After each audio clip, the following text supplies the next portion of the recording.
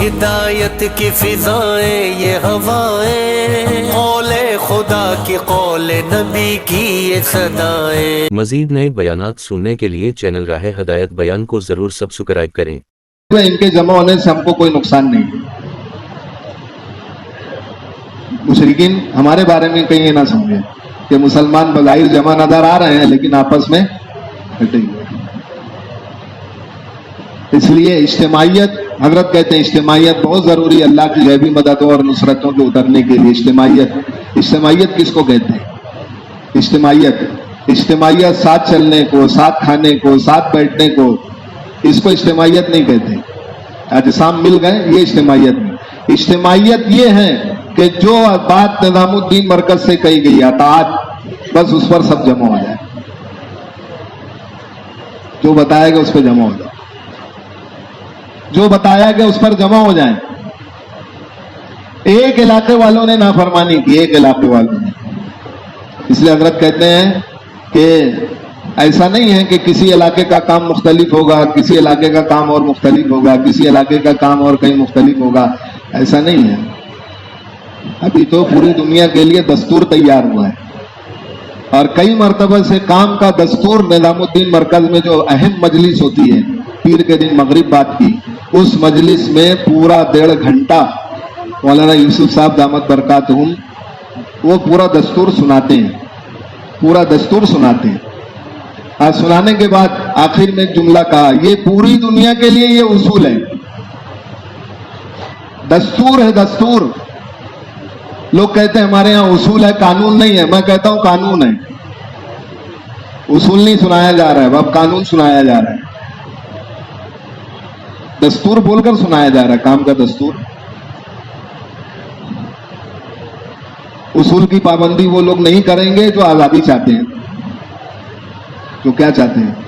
آزادی۔ وہ پابندی نہیں کریں گے، وہ تو کہیں گے ہمارا علاقہ، ہمارے لوگ، ہمارا مزاج، ہمارا ماحول، ہمارے حالات، چاہے جو بھی ہوں، یہ سیرت ہے، اس پر جمے رہو۔ کام ذرا سا مختلف ہوا، ذرا سا ہدایت سے ہٹا، زبردست نقصان ہوگا،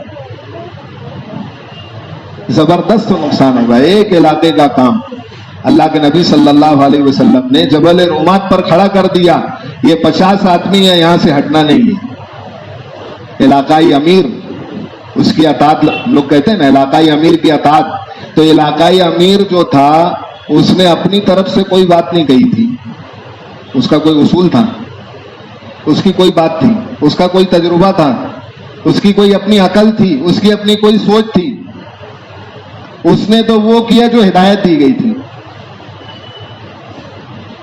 اس نے وہ کیا ہے۔ ساری دنیا کے لوگوں کی یہ ذمہ داری ہے، بس جو بتایا جائے وہ کرو۔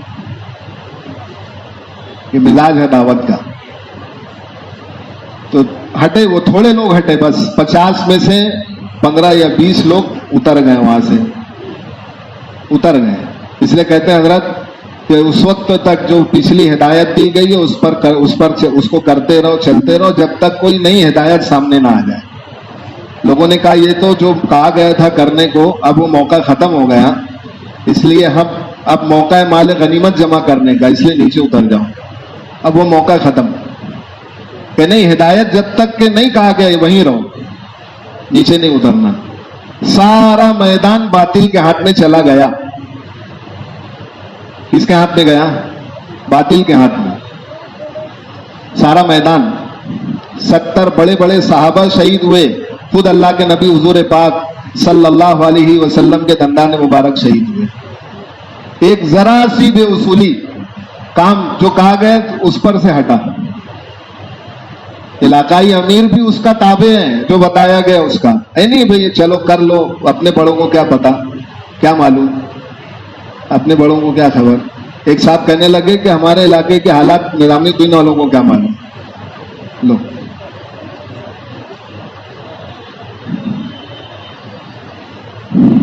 تو میرے بزرگوں عزیزوں دوستوں، اطاعت، بس جو بتایا گیا وہ کریں گے۔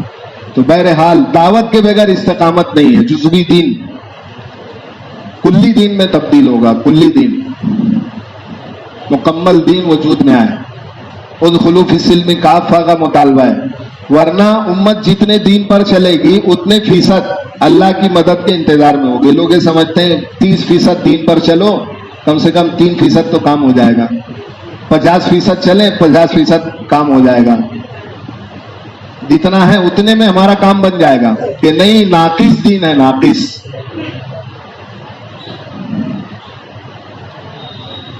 ناقص دین پر چلنا ہی اس بات کی علامت ہے کہ ہم، بلکہ بڑی عجیب بات فرمائی. حضرت ایک صحابی ہیں، نام ذہن سے نکل رہا ہے، طفیل ابن عمرو دوسی غالباً. اللہ کے نبی حضور پاک صلی اللہ علیہ وسلم وہ نصرانی تھے، تو قرآن کی آیت اتری، کیا تم نے اپنے اتخذوا احبارهم ورهبانهم اربابا من دون اللہ، کیا تم بت پرستی پہلے کرتے تھے؟ نصرانی تھے، بتوں کی پوجا کرتے تھے اور یہ کرتے تھے یہ کرتے تھے. تو کہا ہم تو اس زمانے میں بھی یہ نہیں کرتے تھے. تو پھر اللہ تعالیٰ نے ہمارے بارے میں یہ کیوں کہا؟ اس لیے کہا کہ جو تمہارے احبار اور رہبان، جو تمہارے اس زمانے کے بڑے کہتے تھے، ان کی بات مانتے نہیں تھے، شریعت کے خلاف، شریعت کے خلاف، شریعت کے خلاف. تو کہتے تھے کہ یہ اللہ کے علاوہ کسی غیر کو اپنا رب بنا لینا ہے، ناقص دین پر راضی ہو جانا، اللہ کے غیر کو اللہ کے علاوہ نہ رب بنا لینا. تو مسلمان راضی ہو جائے گا اس پر کہ بس جہاں ہے وہیں رہو. اس لیے اس کو لے کے حرکت میں آئے، اپنے دین کو لے کے، دین کو لے کے. ورنہ سب کچھ بدل جائے گا، حلیہ بدل جائے گا، زبان بدل جائے گی، بول بدل جائیں گے، سب کچھ ہاتھ سے نکل جائے گا. اور پھر آخر میں ارتداد اتنا عام ہوگا کہ اس ارتداد سے بچنے کے اور نکلنے کا کوئی راستہ نہیں ہوگا. ارتداد عمومی. لوگ کہتے ہیں حلیہ بدلا ہے، کیا حرج ہے؟ صرف حلیہ تو بدلا ہے. معاشرہ بدل گیا، حلیہ بدل گیا، رہن سہن بدل گیا. حضرت کہنے لگے، لوگ کہتے ہیں سنت کہ سنت ہی تو ہے، تو سنت حلیے والی سنت جو شعار اسلام میں سے ہے، داڑھی، اس کو منانا، اتنا اللہ کے نبی صلی اللہ علیہ وسلم ناراض ہیں. مشرک بادشاہ آیا ہے، مشرک ہیں، اور اس کا قاصد آیا ہے، اور قاصد نے آ کر کے آپ کو سلام دیا، آپ کی مجلس میں حاضر ہوا، آپ نے اس کو دیکھا، تو دیکھنے کے بعد آپ نے چہرہ گھما لیا ناراض ہو کر کہ میں اس سے بات کرنا نہیں چاہتا. کیوں نہیں کرنا چاہتا؟ کہ اس کے چہرے پہ داڑھی نہیں ہے، چہرے پر داڑھی نہیں ہے. دین کا ہلکا پن پیدا ہوگا مسلمانوں کے دلوں میں دعوت کے چھوٹنے کی وجہ سے. ہلکا پن، سنتوں کا ہلکا پن آ جائے گا.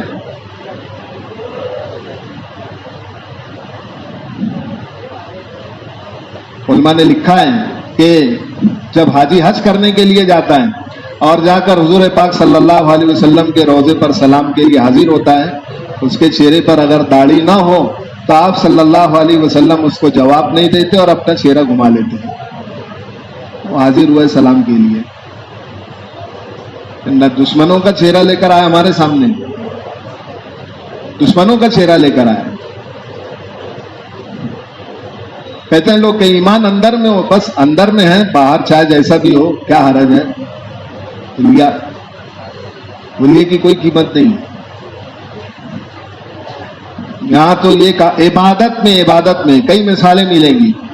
عبادت میں غیروں کی مخالفت کا حکم دیا گیا ہے، تو خواہشات میں کتنا مخالفت کرنا پڑے گی؟ عبادت ہے. کچھ یہودی آئے اللہ کے نبی حضور پاک صلی اللہ علیہ وسلم کی خدمت میں، آ کر عرض کیا کہ ہم ایمان تو لے آئے ہیں، لیکن ہم چاہتے ہیں ہم قرآن بھی پڑھیں گے، تورات بھی پڑھیں گے. قرآن بھی پڑھیں گے، تورات بھی پڑھیں گے. اللہ تعالیٰ کی طرف سے قرآن کی آیت اتری، یا ایھا الذین آمنوا ادخلوا فی السلم کافہ ولا تتبعوا خطوات الشیطان، یہ آیت اس پر اتری۔ قرآن بھی پڑھیں گے، تورات بھی پڑھیں گے۔ حضرت عمر رضی اللہ عنہ ایک مرتبہ صرف یہ جاننے کے لیے، یہ معلوم کرنے کے لیے کہ تورات میں اللہ تعالیٰ نے موسیٰ علیہ السلام کو کیا کیا احکامات دیے ہیں، اس کو جاننے کے لیے آپ نے تورات پڑھی، اور راہب سے لے کر آ گئے تھے اور پڑھ رہے تھے اس کو جاننے کے لیے۔ آپ پڑھ رہے ہیں اور آپ صلی اللہ علیہ وسلم کا چہرہ سرخ ہوتا جا رہا ہے، غصے میں لال ہو گئے، تلواریں نکل گئی کہ کیا ہوا، حضور صلی اللہ علیہ وسلم کو کس نے اتنا ناراض کیا ہے؟ تو کسی نے کہا کہ عمر ذرا نظر اٹھا کے اوپر دیکھو، اللہ کے نبی کتنا ناراض ہیں آپ سے، کتنا ناراض ہیں۔ حضور کے سامنے تورات پڑھی گئی، اس کا نسخہ پڑھا گیا، آپ صلی اللہ علیہ وسلم اتنا ناراض ہو گئے۔ تو حضرت عمر رضی اللہ عنہ کو احساس ہوا کہ میں نے حضور صلی اللہ علیہ وسلم کو ناراض کیا ہے، تو کہا کہ آپ میرے لیے مغفرت کی دعا کریں۔ پھر دعا پڑھی، رضیت باللہ ربا وبالاسلام دینا وبمحمد صلی اللہ علیہ وسلم، میں راضی ہوں اللہ کو رب ماننے پر اور حضرت محمد صلی اللہ علیہ وسلم کے دین ماننے پر، آپ کو رسول، آپ جو نبی ہیں اس پر، اور جو دین لے کر آئے اس پر بھی میں راضی ہوں، اس پر راضی ہوں۔ راضی ہونے کا مطلب کیا ہے؟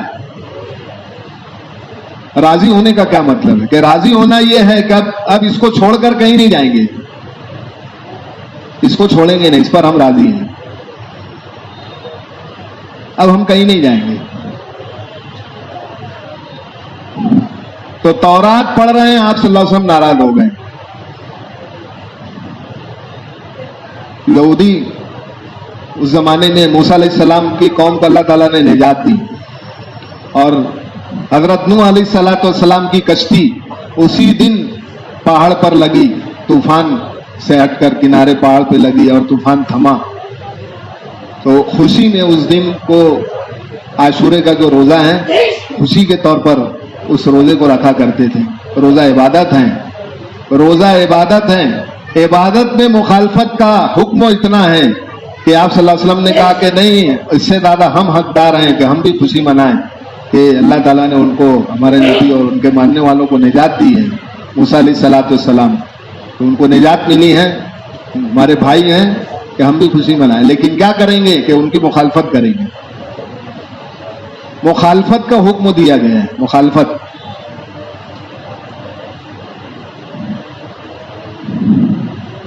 تو آپ صلی اللہ علیہ وسلم نے کہا کہ 2 روزہ رکھنا ہے مخالفت میں، 2 روزہ، ایسی مخالفت۔ عبادت میں جو اجازت نہیں دی جا رہی ہے کہ اللہ کے نبی صلی اللہ علیہ وسلم اس کی اجازت دے دے کہ جو وہ کر رہے تھے آپ بھی وہی کر لو، جو وہ کر رہے تھے آپ بھی یہی کرو۔ آپ صلی اللہ علیہ وسلم کے زمانے میں یہود و نصارہ بھی امامہ باندھا کرتے تھے، امامہ باندھنا سنت ہے، لیکن امامہ باندھنے میں وہ ٹوپی نہیں رکھتے تھے، ٹوپی یا کپڑا سنت ہے۔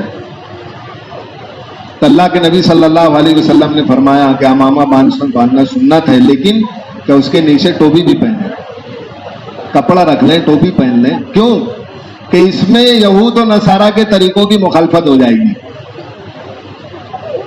امامہ باندھنا سنت ہے، اس سنت کے اس پر یہود و نصارے کی اس پہ بھی مشابہت نہ ہو جائے، تو آپ نے نیچے کپڑا رکھنے کو کہا گیا، اتنا بھی ان سے مشابہت نہیں ہونا چاہیے۔ من تشبہ بقوم فہو منہم، من تشبہ بقوم فہو منہم۔ پوچھو علماء سے، معلوم کریں اس حدیث کا کیا مطلب ہے، کہ کتنی مشابہت اختیار کریں گے تو ہم ان سے علیحدہ رہیں گے یا ان کے جیسے ہو جائیں گے۔ جب جس قوم کی مشابہت اختیار کرے گا، کل اس قوم کے ساتھ اس کا حشر ہوگا۔ چہرہ مورا یہود و نصارہ کے جیسا، لباس یہود و نصارہ کے جیسا۔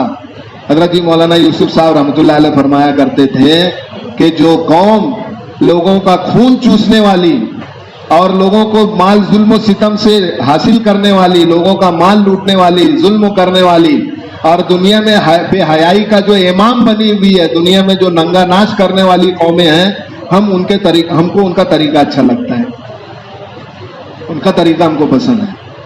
اور جو نبی اپنا سب کچھ لٹا دیں، سب لٹا دیا، گھرانہ لٹایا، گھر کے ساری چیزیں سب، اور رات دن امت کے لیے تڑپ رہے ہیں، رو رہے ہیں، مصلے پر رو رہے ہیں، کوئی رات اور کوئی لمحہ کوئی پل چین سے نہیں گزارا۔ جو مصلے پہ رونے والے نبی ہیں، رات دن جو امت کے لیے بے چین ہیں، ان کے طریقے امت کو پسند نہیں ہے، آسانی سے کہہ دیتے سنت ہی تو ہے، من تشبہ بقوم فہو منہم۔ حضرت جی تو بہت کہہ رہے ہیں سنت سنت سنت، دین سارا کا سارا ادب ہے۔ بڑی اچھی مثال دی کہ کوئی پھل ہوتا ہے نا، پھل، کسی کے پھل کے جو سڑنے کی ابتدا ہوتی ہے اس کے چھلکے سے ہوتی ہے، کائے سے ہوتی ہے؟ بولو نا، چھلکا اوپر کا جو کور ہوتا ہے، سب سے پہلے وہ پھٹنا اور سڑنا شروع ہوگا، اس پر پہلے اثر آئے گا، اور اس کی سڑن جو ہوتی ہے، پھر وہ سڑتے سڑتے اس کا اثر اس کے بیج تک چلا جاتا ہے۔ کہاں تک جاتا ہے؟ ہاں، پہلے چھلکا سڑا، اب اس کا اثر بیج تک پہنچا۔ لوگ کہتے ہیں حلیہ ہے، کیا ہوا، کوئی حرج نہیں ہے، اندر ہونا چاہیے کہ حلیے کا اثر اندر تک پہنچے گا، حلیے کا اثر، حلیے کا اثر ہے۔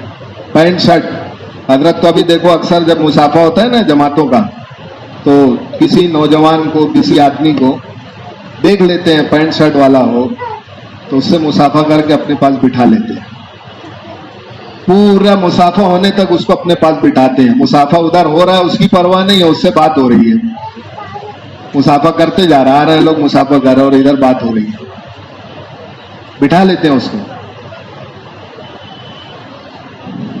اللہ کی نافرمانی ہوتا ہوا دیکھ کر اگر دل میں غصہ اور غم پیدا نہیں ہو رہا ہے تو حدیث میں آتا ہے کہ اس کے ایمان کی لذت اور اس کا ذائقہ ختم ہو چکا ہے، غصہ نہیں آ رہا ہے اس کو۔ ہم ایمان کا درجہ عبادتوں سے پرکھتے ہیں کہ جس کی جتنی زیادہ اعلیٰ درجے کی عبادت اس کا اعلیٰ درجے کا ایمان، جس کی جتنی اعلیٰ درجے کی عبادتیں اس کا اتنا اعلیٰ درجے کا ایمان۔ جیسے بخار کے ناپنے کا پیمانہ ہوتا ہے تھرمامیٹر، کہ کتنا بخار ہے کہ یہ تھرمامیٹر بتائے گا، کتنا ایمان ہے کہ عبادت بتائے گی کہ نہیں عبادت نہیں بتائے گی۔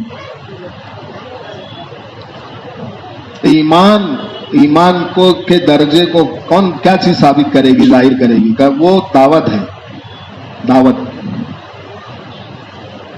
دعوت ہے۔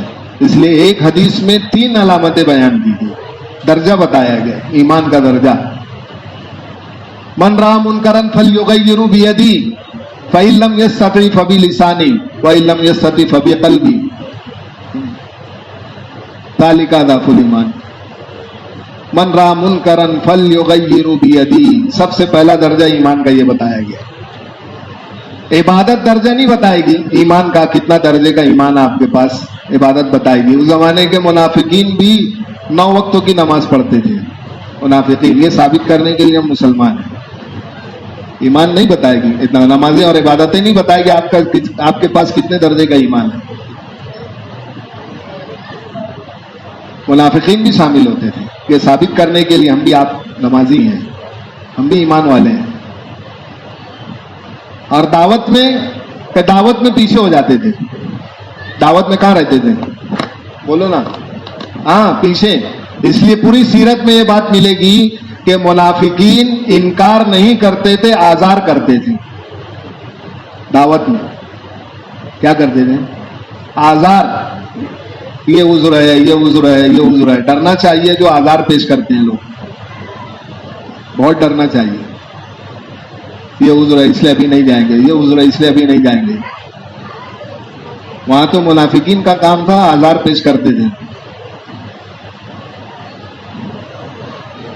حکم ہوا نکلنے کا، عذر پیش کیا کہ گرمی ہے مت نکلو، لوگوں کا ذہن بنا رہے ہیں گرمی ہے ابھی مت نکلو، اور اللہ کے نبی صلی اللہ علیہ وسلم تشکیل کر رہے ہیں انفروا خفافا وثقالا، نکلو اللہ کے راستے میں، ہلکے ہو یا بھاری، کسی بھی حال میں ہو چلو۔ عبادتوں میں حالات کی رعایت کی گئی ہے، عبادت میں آپ کھڑے ہو کے نماز نہیں پڑھ سکتے؟ کیا کرو؟ بیٹھ کے پڑھو. بیٹھ کے نہیں پڑھ سکتے؟ لیٹ کر پڑھو. لیٹ کر نہیں پڑھ سکتے؟ لیٹے لیٹے. اب اشارے ہاتھ سے اشارے سے پڑھو. ہاتھ کے اشارے سے بھی نہیں پڑھ سکتے تو آنکھ کے اشارے سے پڑھو. وضو نہیں کر سکتے؟ تیمم کر لو. عبادت میں سہولت ہے، اس میں حالات کی رعایت کی گئی ہے.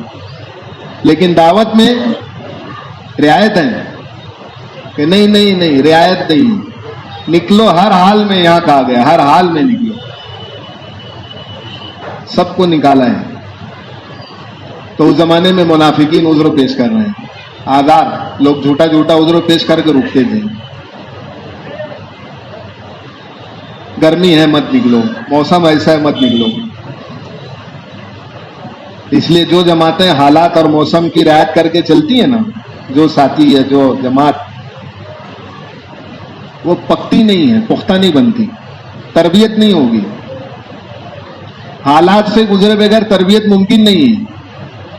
گرمی کے موسم میں سرد علاقے، سردی کے موسم میں گرم علاقے. یا کیا کریں، اب بہت زیادہ دور نہیں جا سکتے، ایسا کرو ذرا ہم کو کہیں قریب ہی دے دو. قریب.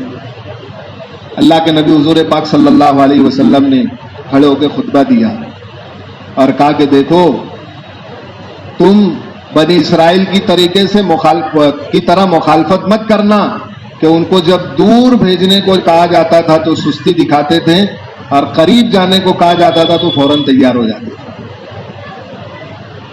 قریب جائیں گے تو فوراً تیار ہو جائیں گے. قریب ہے، سفر کم ہے، خرچ کم ہے، ساتھی ایسے ہیں. کوئی بھی چیز پکانے کے لیے، کوئی بھی چیز ہو، اس کو پکانے کے لیے کیا کرنا پڑے گا کہ اتنے درجے کا ٹیمپریچر چاہیے. ٹیمپریچر اگر اس کو اتنی آنچ میں نہیں رکھا جائے گا تو وہ چیز پکے گی نہیں. اس کو اتنے جو ہے وہ درجے کا ٹیمپریچر کر دینا پڑے گا. بیکری آئٹم بھی بنانا ہوتا ہے تو اس کو پکانے کے لیے ایک خاص ٹیمپریچر ہوتا ہے. بہت زیادہ ہوگا تو سارا مٹیریل جل جائے گا.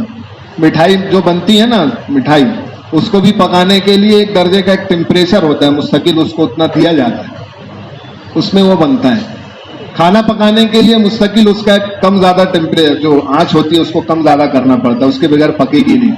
جتنی چیز پکنے والی ہے یا پکانا جس کو پڑتا ہے اس کو آنچ دینا پڑے گی، اس کے بغیر وہ تیار نہیں ہوگا. آنچ. کام والا آدمی کب بنے گا؟ جب حالات سے گزرے گا، جب بنے گا. حالات سے گزرنا چاہتے نہیں اور سہولتوں میں چلنے کے عادی ہو گئے ہیں، اس لیے سہولتوں کی کا مطالبہ ہوتا ہے. کیا نئے ساتھی ہیں، لکھتے ہیں اس میں پرچی میں، ایسی جگہ روک دے دیں نئے ساتھی ہیں. وہاں تو سخت علاقے کا رخ مانگ کر لیا جاتا تھا. ایسا علاقے کا رخ 3 دن تک کا چلتے رہے، پھر جا کے کہا کہ پرچی کھولنا، وہاں جو لکھا رہے گا وہاں جانا.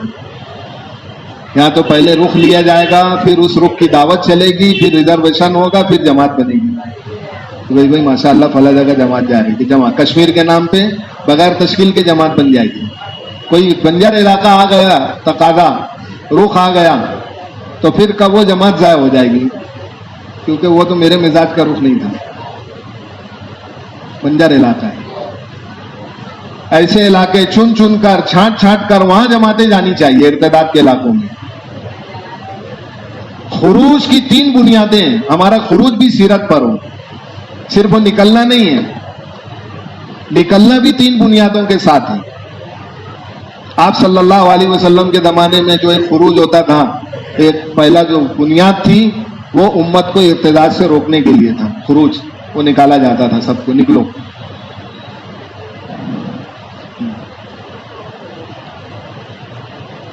اس کے لیے پہلا خروج، پہلی بنیاد یہ ہے. ارتداد امت میں رکے گا. میرے بزرگ عزیز و دوستو، ارتداد کے رکنے کا دعوت کے علاوہ کوئی راستہ نہیں ہے جس کی وجہ سے امت میں آئے ہوئے سیلاب، جو ارتداد کا سیلاب آیا ہوا، اس کو روک سکے. نقل حرکت بہت ضروری ہے، اس کے بغیر کوئی سبب نہیں. باطل اس زمانے میں خوف کے راستے سے نقل حرکت کو روکنا چاہتا ہے. خوف. دعوت میں، عبادت میں اور تعلیم تعلم میں صرف اللہ سے ڈرنے کا حکم دیا گیا ہے. اللہ سے ڈرو، کسی سے نہیں ڈرنا. خوف کے راستے سے روکتا ہے. لمبے لمبے خروج کے ذریعے سے یہ باطل کا بنا ہوا جال جو خوف کا پھیلایا ہوا ہے وہ سب اللہ تعالیٰ توڑ کے رکھ دیں گے، سب توڑ کے رکھ دیں گے. خوف باطل اپنی اسکیم میں اور چال میں جو ہے وہ ناکام ہو جائے گا. لمبے لمبے خروج کے ذریعے سے لمبا لمبا سفر ہو. ایک بنیاد تو یہ ارتداد کے علاقے تلاش کرو. ہمارے ساتھی کہتے ہیں بعض مرتبہ بولے اپنے یہاں بھی تو بہت ارتداد پھیل رہا ہے، ہمارے یہاں بھی تو ارتداد ہے، تو کیا کرو گے؟ تو ایک بنیاد یہ ہے، ایک بنیاد خروج کی سیرت میں یہ ملتا ہے. اس بنیاد پہ جماعت میں ہم خود غور کریں، تلاش کرتے رہیں اور تقاضا رکھیں، پرچی میں لکھ کر دیں کہ ہم ایسی جگہ جانا چاہتے ہیں جہاں پانی بھی خرید کر پینا پڑتا ہو. ہم ایسی جگہ جانا چاہتے ہیں جہاں مسجد نہیں ہے، ٹھیا بھی خرید کر کے وہاں مکان کرائے سے لے کر کے وہاں پر ہم کو قیام کرنا پڑے. ہم ایسی جگہ جانا چاہتے ہیں. ہم کو تو آپ ایسی جگہ کا روپ بنا کے دیں. مستورات کی جماعت پنجاب کے ایک ایسے علاقے میں کام کر کے آئی کہ وہاں پورا علاقہ سب کا سب مرتد ہو گیا. 40-45 مکانات تھے، سب مرتد ہو گئے. ایک آدھ مکان کسی کا تھا، اس میں گنجائش ہے. انہوں نے کہا یہاں بھی رکنے کی اجازت. بہت سمجھایا، خوشامد کی کہ ٹھیک ہے یہ ایک مکان ہے، اس میں ہم رک جاتے ہیں. اور مرد حضرات جانور کے باڑے میں قیام کریں گے. جانور کا جو باڑا ہوتا ہے وہاں قیام کریں گے. مستورات مکان میں کام شروع ہوا. اللہ نے اپنے فضل سے 40 دن کے قیام کی برکت سے نئے نئے مکانات بھی کھلوا دیے، اور اللہ نے اس جماعت کے قیام کرنے کی برکت سے ایسی جگہ جو لوگ جتنے لوٹ گئے تھے واپس مرتد ہو گئے تھے، اللہ نے واپس ان کو کیا. ایک علاقے میں ایک جماعت چلی گئی، علاقے کی کایا پلٹ گئی. نقل حرکت اس میں تاثیر ہے. ارتداد کے علاقے تلاش کر کے دوسری بنیاد خروج کی علموں کے حلقوں کو مسجدوں میں قائم کرنا. علموں کے حلقے لگائے جائیں مسجدوں میں. اس کو قائم کرنے کے لیے علماء صحابہ کو بھیجا جاتا تھا.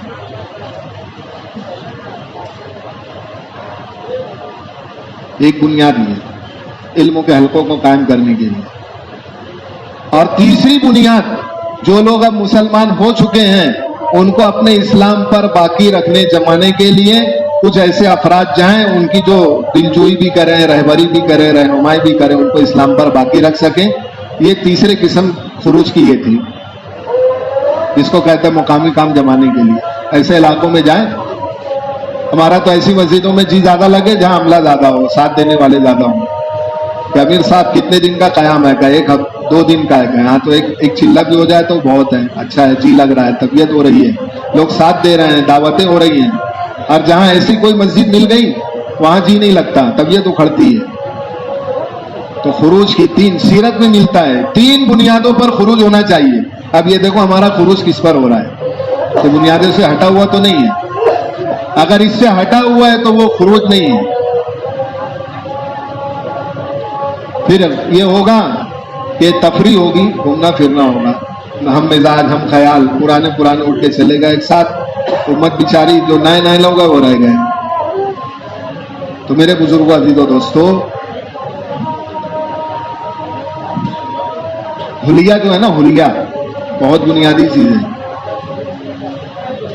آپ صلی اللہ علیہ وسلم نے عبادت میں مشابہت کا اختیار کرنے کو منع کیا. عبادت میں بلکہ یہاں تک کہا کہ غیروں کی معاشرت سے اتنا دور رہو کہ اس کی آگ بھی تم کو جلتی ہوئی نظر نہ آئے.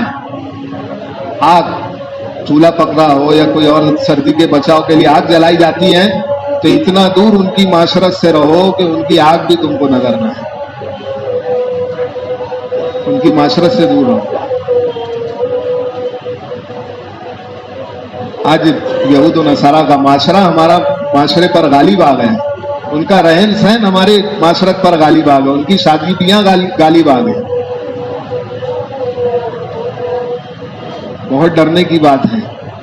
ایک وقتی ضرورت کو بھی اگر ہم نے غیروں کے طریقوں پہ پورا کیا، ایک وقتی ضرورت کو بھی ہم نے غیروں کے طریقوں پر پورا کیا، تو یہ سمجھ لیں کہ کفر نے ہمارے دل کے اندر جڑ پکڑ لی ہے. جیسے جڑ بیج بو دیا جاتا ہے نا کسی چیز کا، اب وہ بیج بو دیا گیا، اب یہ پکتا چلا جائے گا، تناور درخت ہو جائے گا. ایک وقتی ضرورت کو اللہ کے نبی صلی اللہ علیہ وسلم سے صحابہ نے اجازت مانگی تھی، آپ نے اس کو بت پرستی سے ثابت کیا ہے. بت پرستی ہے یہ. صحابہ لڑائی سے فارغ ہوئے تو اجازت مانگی کہ یا رسول اللہ صلی اللہ علیہ وسلم آپ ہم کو اجازت دے دیں کہ جیسے یہود اور نصارہ جب اپنے کام سے فارغ ہو جاتے تھے لڑائیوں سے تو درخت پر تلوار اپنا سامان لٹکا دیا کرتے تھے، تو ہم بھی لٹکا دیا کریں، اب ہم کو اجازت دے دیں. اللہ کے نبی حضور پاک صلی اللہ علیہ وسلم نے اس کی بھی اجازت نہیں دی. اس وجہ سے آپ نے فرمایا کہ دیکھو تمہارا اس چیز کا اجازت مانگنا تو ایسا ہے جیسے بحر کلزوم سے جب ان کی موسیٰ علیہ السلام کی قوم دریا سے پار ہو کر کے نکلی ہیں اور جب آئی باہر تو دیکھا کہ کچھ لوگ بیل کی پوجا کر رہے ہیں، عبادت کر رہے ہیں. تو قوم نے کہا کہ موسیٰ علیہ السلام سے آپ بھی ہم کو ایسا کوئی بت بنا دیں جس کی ہم بھی جو ہے پوجا کریں. اتنی بڑی اللہ کی مددیں دیکھ کر آئی ہیں، موسیٰ علیہ السلام کے ساتھ اللہ کی غیبی مددوں کا مشاہدہ کیا ہے. سب کچھ دیکھنے کے بعد مطالبہ کر رہے ہیں ہم کو بھی ایسا کوئی بچڑا بنا دے جس سے ہم بھی ان کی عبادت کیا کریں. تو آپ نے صحابہ کو تلوار لٹکانے کی اس اجازت کو یہاں جوڑ دیا، بت پرستی سے اس کو جوڑا ہے. تمہارا اجازت مانگنا اس کا ایسا جیسے موسیٰ علیہ السلام کی قوم کا ان سے اجازت مانگنا بتوں کی پوجا ہے. مخالفت کا اتنا حکم ہے. بلکہ یہاں تک کہا گیا من رغب عن سنتی فلیس منی، کہ جو میری سنت سے اعراض کرے گا وہ ہم میں سے نہیں ہے، ہم میں سے نہیں ہے. ساری امت جنت میں جائے گی سوا ان لوگوں کے جو انکار کر دے. صحابہ نے پوچھا جنت میں جانے سے کون انکار کر سکتا ہے؟ آپ نے فرمایا کہ جو میرے طریقوں کا اختیار کرے وہ جنت میں جائے گا، اور جس نے میرے طریقوں کو چھوڑ دیا گویا اس نے جنت میں جانے سے انکار کر دیا. آج امت حضور پاک صلی اللہ علیہ وسلم کی سنتوں کو چھوڑے ہوئے ہیں اور